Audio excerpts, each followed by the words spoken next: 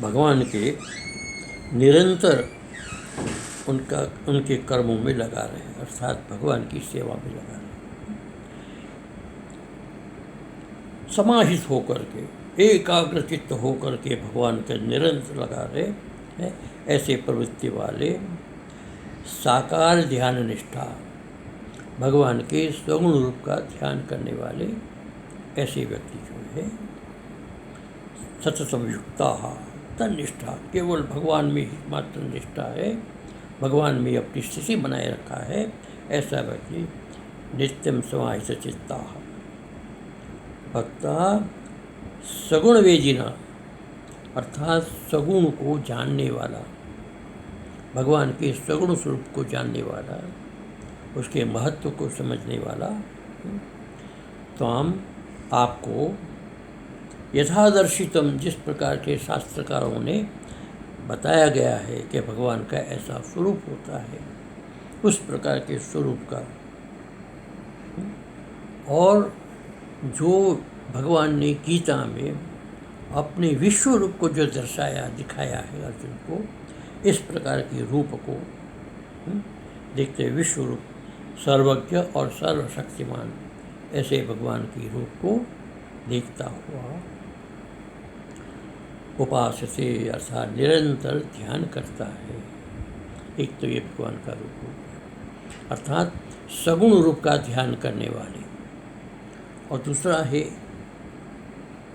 ये च अन्य त्यक्त सर्वेषणा, जिसने अपनी सब प्रकार की ऐषणाओं का त्याग कर दिया। ऐषणा 3 प्रकार की होती है, वित्तेषणा होती है, लोकेषणा होती है और पुत्रेषणा होती है। 3 प्रकार की प्रबल इच्छा मनुष्य के मन में होती है। मैं अधिक से अधिक धन कमाऊं, अधिक से अधिक मेरी प्रतिष्ठा हो, और अधिक से अधिक में संसार के विषयों का भोग हो, ईर्ष्या है। तो इन तीनों प्रकार की ईर्ष्याओं का त्याग करना, न उसमें धन की इच्छा रहे विशेष, न उसमें भोग की इच्छा रहे, न अपने प्रतिष्ठा मान सम्मान की इच्छा रहे, ऐसा व्यक्ति, इसको सन्यस्त सर्वकर्म, सब प्रकार के लौकिक कर्म का परित्याग करके केवल और केवल अद्वैत जो परमात्मा का स्वरूप है उसका ही एकमात्र आश्रय लेता है, अविशेष, जिसमें किसी प्रकार का विशेषण नहीं है, निर्गुण निराकार सच्चिदानंद परब्रह्म परमात्मा, ऐसे को उसको कहते अक्षर। स्थूलादि लक्षण रहित अक्षर कहते, जैसे स्थूल स्वरूप न, जैसे हम लोग पांच भौतिक शरीर वाले जीव हैं, पृथ्वी जल तेज वायु और आकाश से बना हुआ हमारा शरीर, लेकिन भगवान का शरीर न होने के कारण, उस निर्गुण का शरीर न होने के कारण वह बिल्कुल निराकार है। इसको कहते हैं स्थूलादि रहित, अव्यक्त को दिखाई दे देता, निरस्त सर्वोपाधित्वात्, किसी भी प्रकार की कोई उपाधि नहीं। उपाधि कहते हैं जैसे ब्राह्मण, क्षत्रिय, मनुष्य, स्त्री, बड़ा छोटा, गोरा काला, ये सब उनकी उपाधियाँ हैं, शरीर की उपाधियाँ हैं, पदार्थ की उपाधियाँ हैं।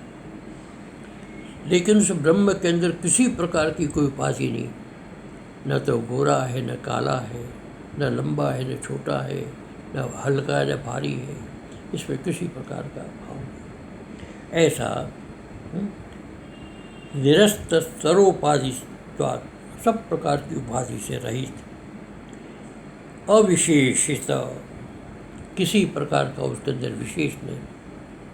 विशेषण कहते हैं जैसे गोरा काला ऊंचा लंबा भारी हल्का है, ये विशेष उसमें नहीं है। ऐसा अव्यक्त अकर्ण गोचर,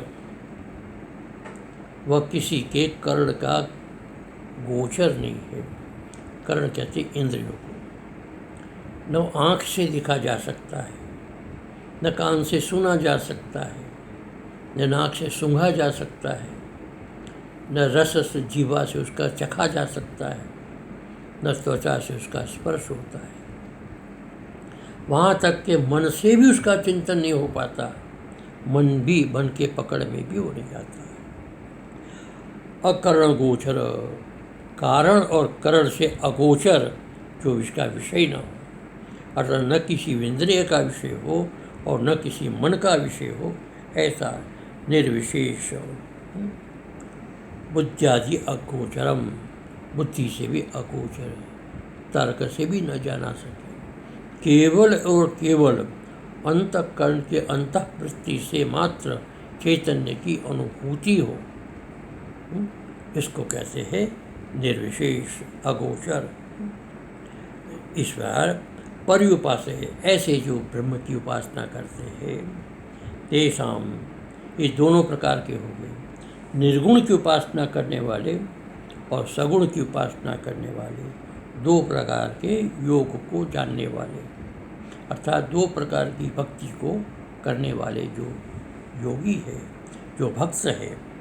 योग वित्तमा, इसमें श्रेष्ठ योगी कौन है, अर्थात निर्गुण योगी श्रेष्ठ है या सगुण योगी श्रेष्ठ है, ये अर्जुन का सबसे बड़ा प्रश्न है।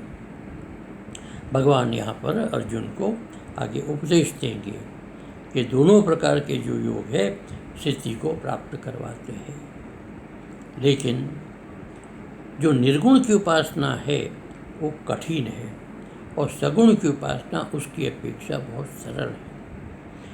हम सगुण में अपने मन को लगा सकते हैं, निर्गुण में मन बड़ी मुश्किल से लगता है। इसलिए भगवान आगे के अध्याय में, श्लोक में, मय्यावेशितो मनो ये माम नित्य उक्ता उपाससे श्रद्धया पर्युपेतास ते मे युक्ततमा मताः, इस प्रकार से भगवान आगे उत्तर देंगे। तो आगे का विषय बाद में करेंगे। ओम शांति शांति।